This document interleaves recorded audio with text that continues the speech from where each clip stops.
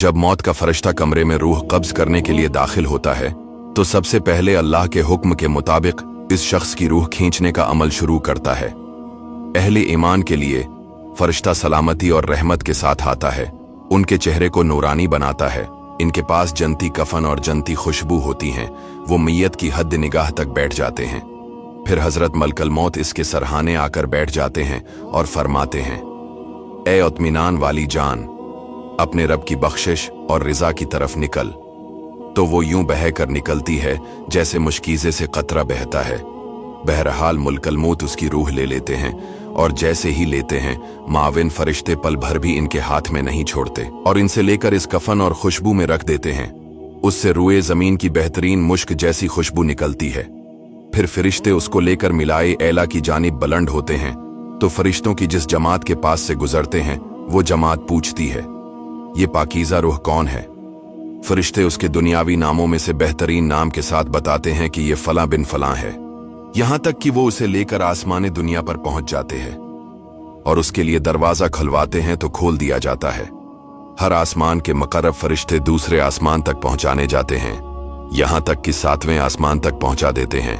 तो रब इरशाद फरमाता है, मेरे बंदे का नामा एमाल इल्लीन में रख दो और इसे वापस जमीन की तरफ ले जाओ, क्योंकि मैंने उन्हें जमीन से ही पैदा किया, वहां ही लौटाऊंगा और वहां से ही दोबारा निकालूंगा।